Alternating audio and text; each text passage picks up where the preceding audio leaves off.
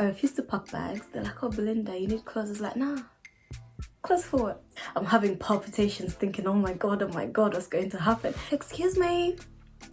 Who's listening? Nobody.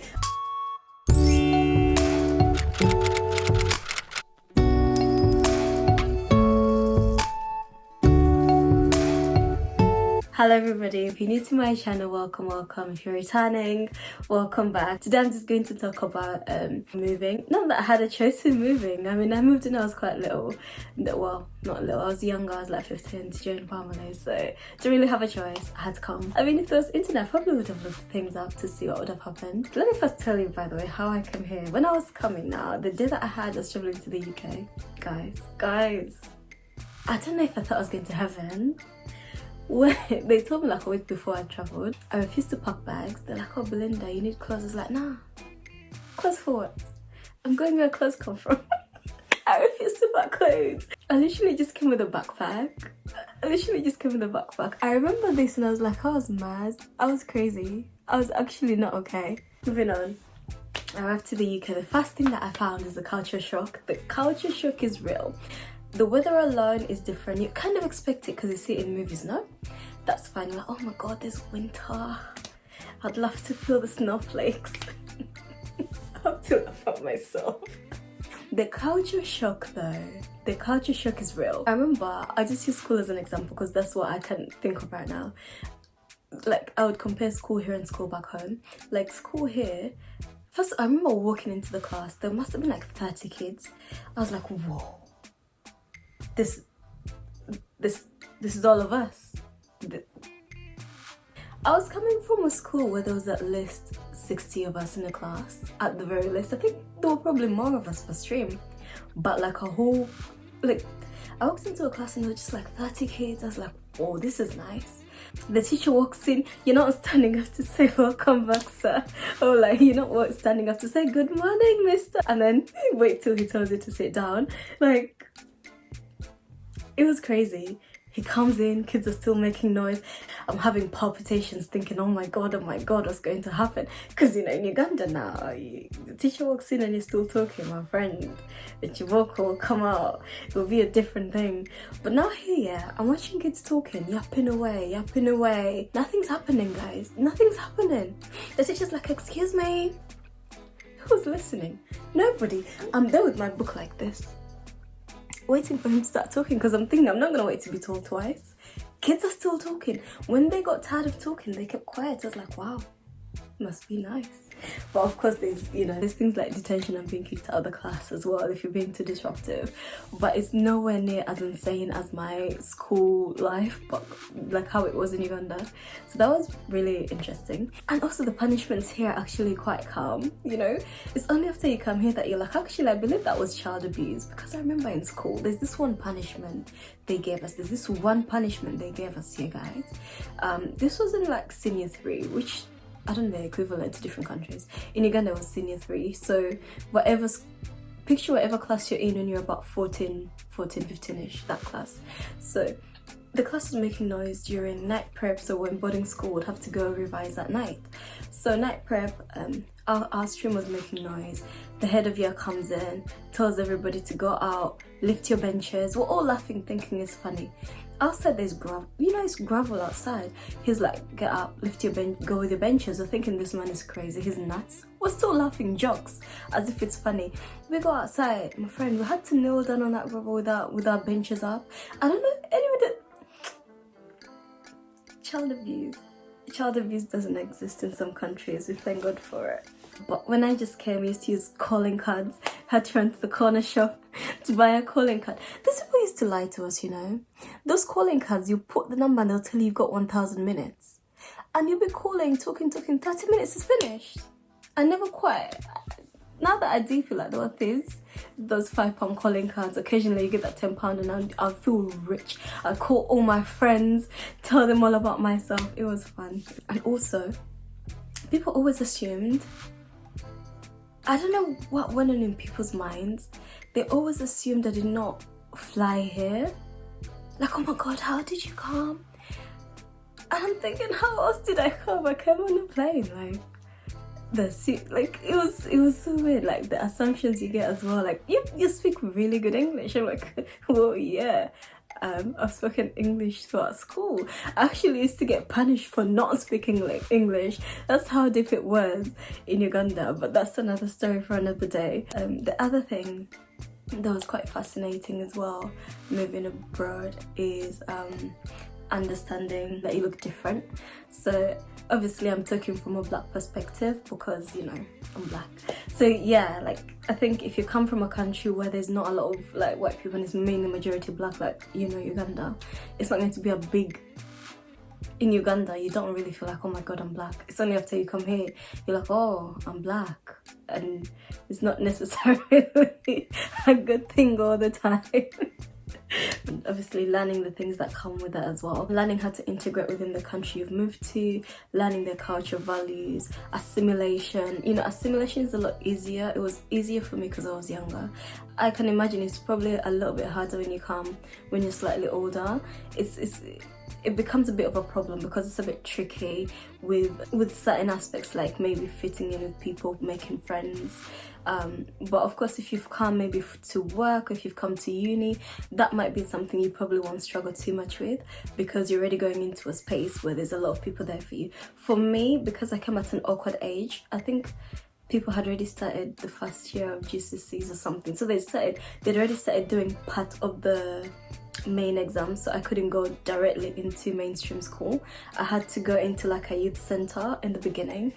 So that was a bit weird and I was not quite grasping why I was there. I was like, why am I here learning primary school maths? But that happened, and then, you know, obviously I ended up continuing on to do GCSEs and stuff, but that was quite weird.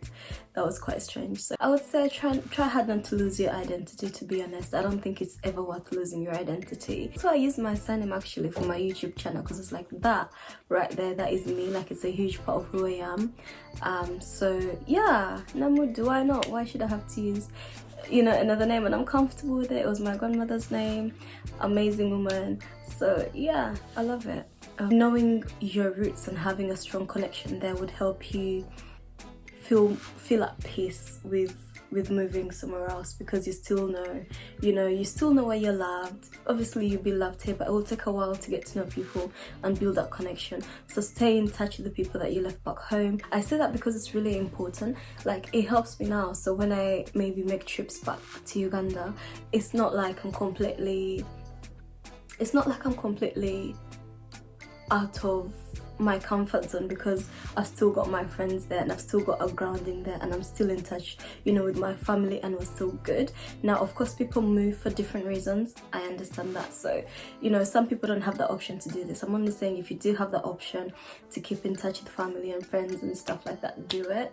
What I would tell people is totunda takalyo kujablaya, like, yeah, be sensible about the kind of assets you choose to keep and the kind of assets you choose to get rid of to move abroad, because you need to keep an aspect of your life where you're from. Again, I'm only speaking from my own personal experience, and like I said, I understand not everybody moves here under similar circumstances. So if you're just moving to try out a different life, start something new somewhere else, be sensible with your assets, you know, keep some for yourself back home. Make sure you've left it in a place where it's accumulating money. Maybe if you've got land and you're lucky in that sense that you've got a piece of land back home, instead of selling it off, maybe you can rent it out to somebody, you know, for farming purposes, or something that is going to continually make you money whilst your land continues to grow. Yeah, I would say finding jobs here, be prepared, because for some countries you could be like a graduate level, you could be at graduate level, but because of the way the system is set up, you could find that maybe for example, your qualifications are not recognized and you have to go back and do something like maybe do an English course, fully knowing you did literature. But anyway, nobody cares. They'll probably still want you to go back, like do your literacy and something course, just so you've got like their kind of qualification. And they might need you to do or redo something or sit an exam that's an equivalent to kind of demonstrate knowledge in that particular area. So be aware of things like that. Like when you're coming, do some research, see if whatever it is you studied, if you're coming for employment, and you haven't come already employed, if you're coming to hope to find employment here, make sure you've done your research, make sure that your qualifications work here. And to be honest, I'd say before you come to try find a job here, try look for a job whilst you're still back home, because it just make everything a lot easier, like visas and stuff like that, so that you're not stressed when you get here.